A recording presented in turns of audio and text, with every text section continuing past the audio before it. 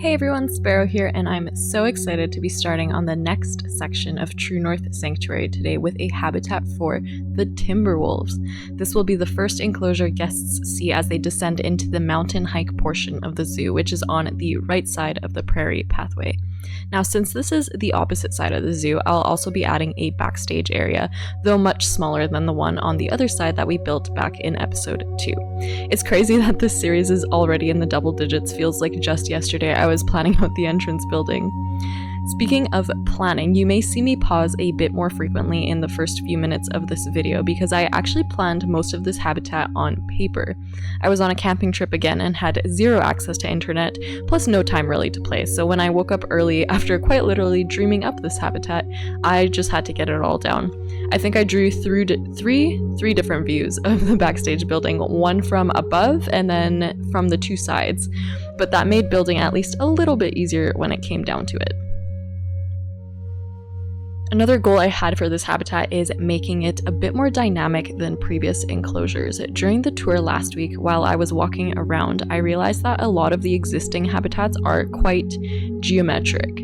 The greenhouses are obviously circular, which is at least a little bit more out there, but the moose and beaver habitat is basically a giant rectangle, and I wasn't completely in love with that. That enclosure will stay the way it is, but moving forward, I want to move away from that and create some more curved lines, some bigger elevation changes, and so on. Seeing as this area is a mountain hike, I'm definitely looking to make the pathways a little bit more of a workout for guests. Still accessible to all, but there will be more dips and hills for them to climb as they move along. You can even see with this backstage building that there are 2 levels to it. The staff facilities are on the top floor, and the plan was to get a path running along them as a sort of interior balcony with stairs going down on the right, and the lower level being a loading bay that trucks can access from the left.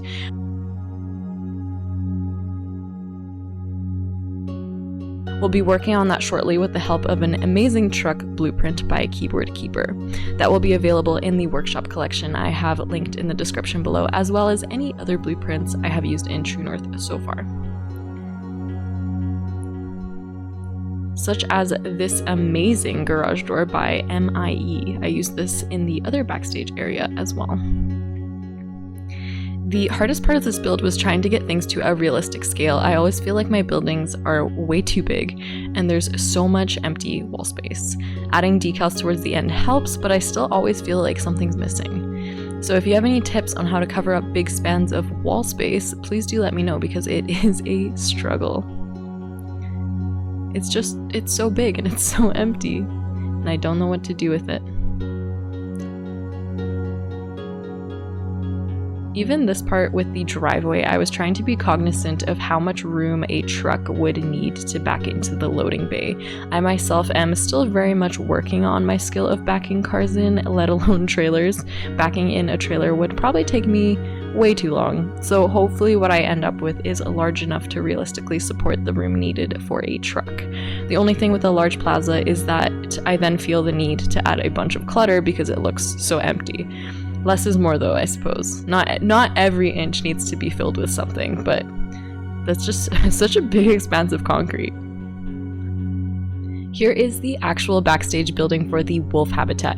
I do think I ended up making it too small. It really only supports 2 wolves, and I had originally planned on 3 divisions, but the fact that we don't have a 2-meter staff path kind of ruined my plans. I know I could play around with the queue paths, but that messes with connections to facilities and habitat doors, unfortunately. I do wish we had thinner paths. 4 meters feels like way too big for backstage areas. I've only ever been in the backstage area of one zoo, but the hallways felt quite narrow, and there often wasn't that much space behind the scenes. In terms of guest paths, 4 meters is definitely fine, and I think this path is actually 6 meters wide. I laid it out first to make the terraforming along the edge slightly easier. There will be kind of a moat between the guests and the wolves, more of a creek bed that the wolves can access from one side if they so desire.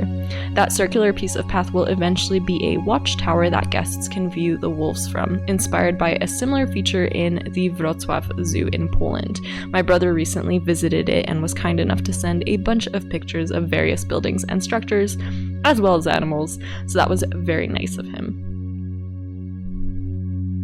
Here I'm struggling with the water feature as always. I don't know why I do this to myself. I just really love waterfalls, and the desire to include them is I guess stronger than my aversion to working with water in-game.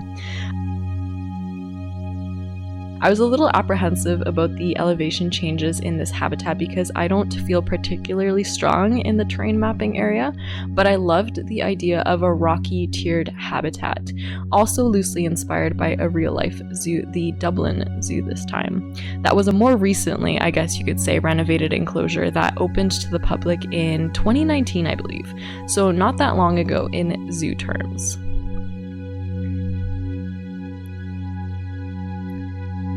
Next up, we're going to create a custom fence for the enclosure. Since it's on the other side of the moat from the wolves, it can be a little bit shorter than usual, but still obviously tall enough to keep guests out of the enclosure. Tried using the soil texture of the flower beds, but decided I liked the darker mulch for this area. Planted up a row of dwarf cornel, which will later be joined by various other small plants. Borrowed the short wooden curb from the bison enclosure to keep people from stepping on the garden beds.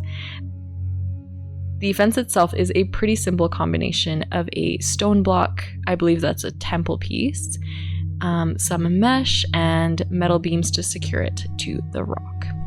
Plus the grassland pole on top to finish off the mesh. I did only put the metal beam on one side to start with, and then went back piece by piece to copy it to the other side once I knew where the mesh joined the previous rock piece.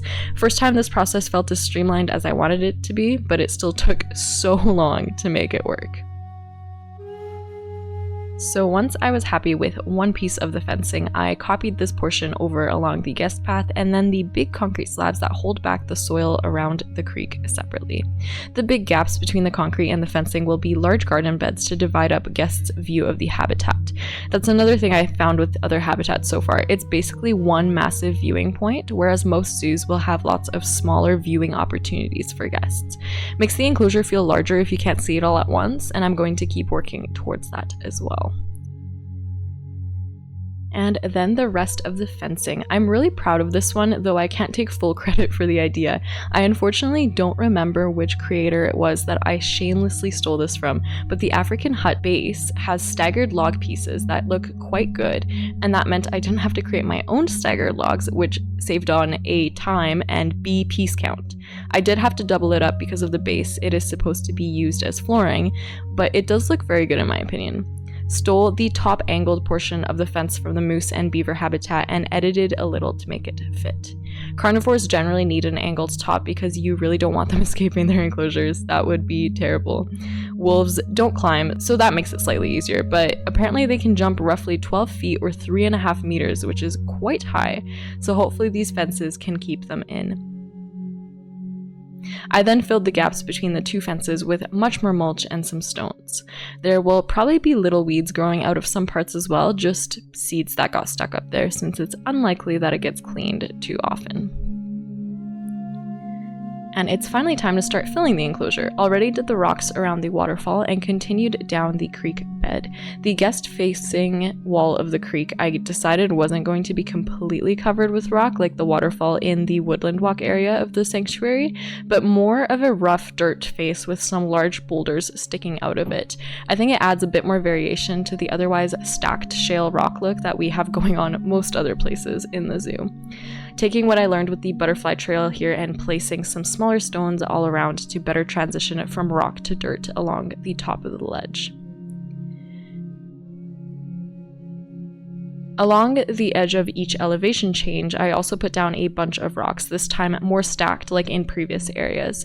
I've seen a lot of other creators do similar to hide the sides of elevated terrain, though usually it's with mud walls or stalactite pieces. I should really get on creating blueprints for all of these rocks. It would make it much easier to do things like this, I feel.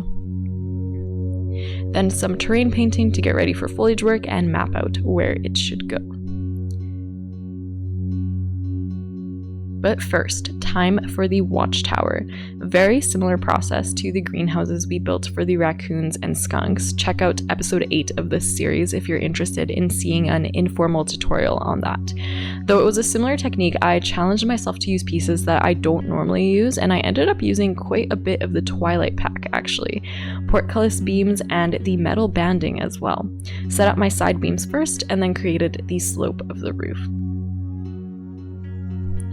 The sides is where the metal banding came into play, created a sort of barrier with multiple pieces to make sure people wouldn't fall off of the platform, because that would be quite tragic, both for them and for the zoo's reputation. Finished it off with a slat on an angle, which will later support education boards, and then onto the roof, which was created out of the corrugated iron. Some corners do stick out just a tiny bit, but they're not super noticeable, and I really like the look of the orange and gray. I thought it was very Timberwolf-like, colors you see in their coats quite frequently. Place our mud pillar again, spin it around a few times, and there we go. This is the part I'm probably most excited for. As you probably know by now, I love the educational aspect of zoos, but I don't normally show that part of the build because I'm usually experimenting a lot. The flow is pretty broken, but I thought this time, why not? It's still a little all over the place, so I do apologize, but hopefully it's a learning experience as well. So the concept for this board was meet the pack. Tried to make the screens smaller and more circular. Recoloring these letters to match the plastic was a struggle. You'd think all plastic pieces would accept the same color code, but that was not the case. It's not perfect, but it works out decently well. This way there could be a photo of the wolf along with their name, which early on, back when I was still building the entrance, I had decided that the wolves would be named after gemstones. Then a few weeks ago, I was browsing the workshop and noticed a Gemstone Pack released by Jay Rassick that is absolutely phenomenal, and thought it would be really cool to have an education board that features not only the images and names of the wolves, but also a version of the gem they are named after. Just a little piece, probably a fake anyway, but I thought it would make for a very nice display. So you can see their pack in the background there. I placed it to poke around and see how they created all of that because it is just amazing. And it turns out that the Indian drapery knot was very useful in creating these small gems that you see on the education board. If you can guess what they are before the final reveal, I will be very impressed. Outline the board with more Twilight Pack pieces. Actually, these are the door framing beams. Just making sure everything is perfectly lined up before making some fake text for the board. The names I actually spelled out using the same font as the title of the board, but other text is just various brackets poking through the board slightly. Another trick I picked up from picking apart other people's blueprints actually. I highly recommend doing that if you're looking to learn new techniques or find out how people use pieces in creative ways. With that done, it's foliage time. As always, placing grass pieces all over the place and making sure they're in a group. I actually totally forgot that crucial step and had to go back and collect them all. So it's a good thing I didn't get too far into it before remembering. Making sure to cover basically all of the grass terrain paint I put down with all different sizes of buffalo grass, and then sinking it into the ground just to give it some slight texture.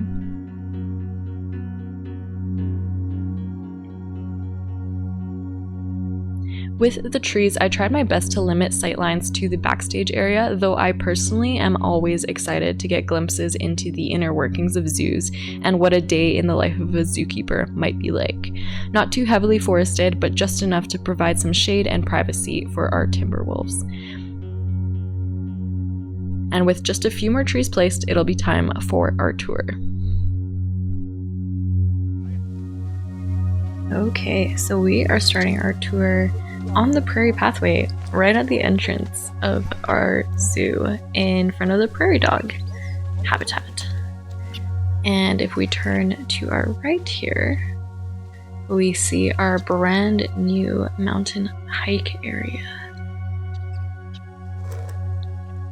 To our right is a delivery route, I guess you could call it, so that trucks can access the big animal door on the side of the bison barn over there. But we are not too concerned with that today. We are more concerned with the mountain hike. Some new signage went up. I like how it's almost a hybrid animal. We have half of the bison face and then half of the cougar face pointing down either way. So here it is. Our staff access to the backstage is over here. We'll go down there afterwards, but for now, we will continue over to the Timberwolf enclosure.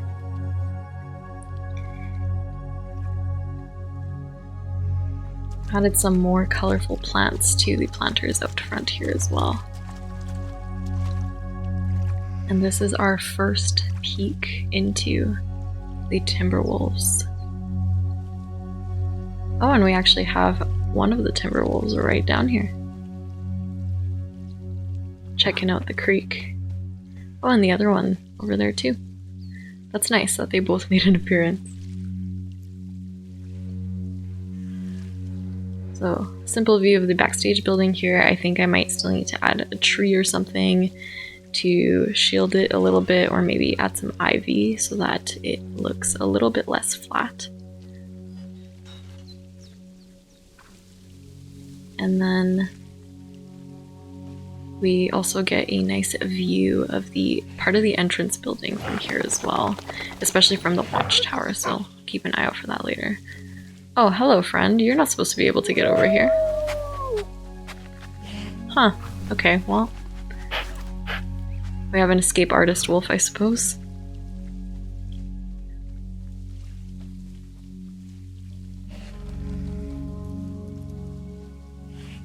She gonna play with the box? Oh, yes? Maybe. She's thinking about it. Oh, so cute.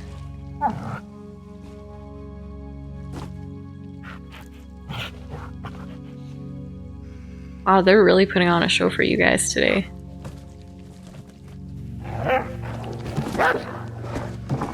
It just knocks it into the creek. Oops. I feel bad for whatever zookeeper has to go fish that out afterwards. So we're gonna head over to the watchtower.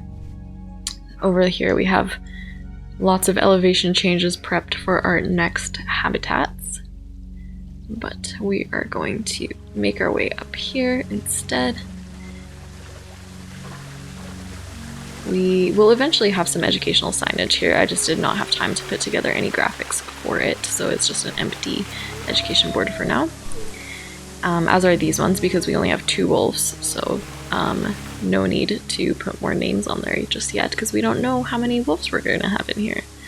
But hopefully our alpha pair do end up having some wolf pups soon.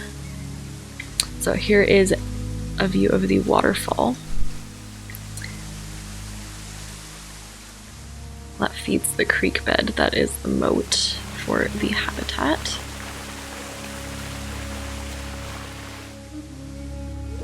And here is the education board we created in the speed build. So we have meet the pack, and then a bunch of fake text. So our alpha male is Jet, and then we have a piece of Jet here, and the female is Jasper. So we have a piece of red Jasper over here. Filled up this education board with some of the Timberwolf signage. But yeah, look at that view.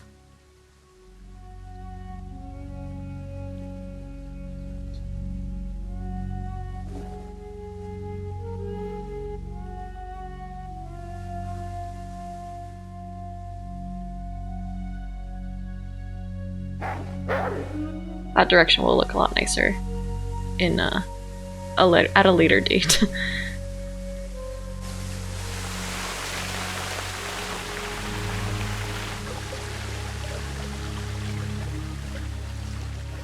And there we go. That is the entirety of the guest-facing portion of the Timberwolf enclosure.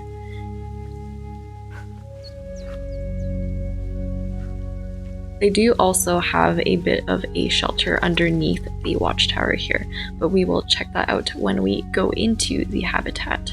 So let's fast track our way over to the backstage area. And here we are. So over here is the access gate for any trucks, as well as a little staff door. And then we have a quarantine and a keeper hut and a staff room over here. A little bit of a holding area for animals if necessary. And then that little bit of clutter that I mentioned before. Haven't really filled up the rest of the plaza yet because I don't know how much room there will be needed. Maybe we'll put down some containers that are ready to be unloaded. And here is one of the trucks in our loading bay. And this is how we access the balcony on the inside. So we have some facilities and we can see our unload happening down there. Put up some pictures of some of the animals we'll be seeing here. And then down these stairs is how we access the wolf backstage. We do also have a bunch of storage underneath that balcony over here. Oh yeah, wolf backstage. Here we go. Lots of tools and such, fire extinguisher, bulletin board, and then we have our 2 kennels in here, as well as a small kitchen for helping prep food. I did create something new for this one. So here we have a fridge for storing all of our meat. The meat itself is just faux rocks recolored red, but I think it works. Are you following us? Aw. Oh. Very nice.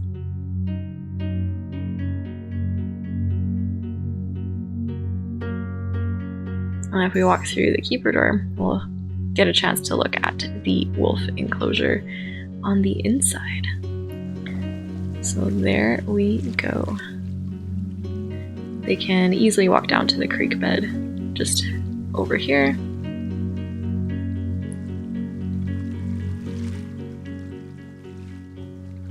And if you walk this way, they do have a few different paths they can take. So there's the creekside path here, where we saw the wolf playing with the box. Oh, I see he is actually retrieving the ball that he threw down there.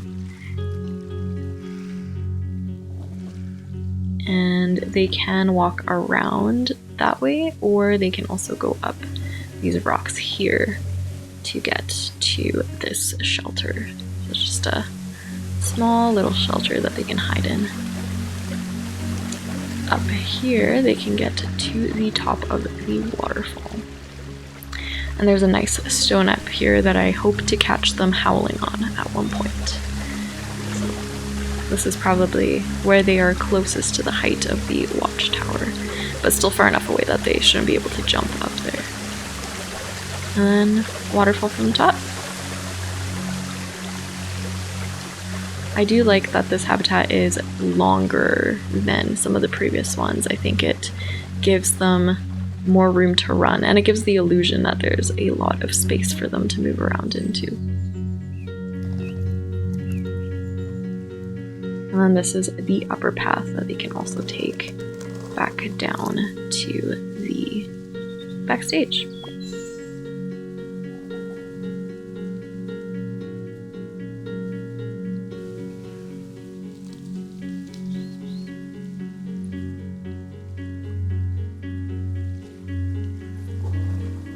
So there you have it. Timberwolves, now at True North Sanctuary. New drone cam with this. This is where we started our mountain hike, and this is what it looks like now. If you like this video, make sure to hit the like button or leave me a comment about your favorite part. And if you'd like to be notified about the continuation of this series, make sure to subscribe and hit the bell icon. See you next time. Bye.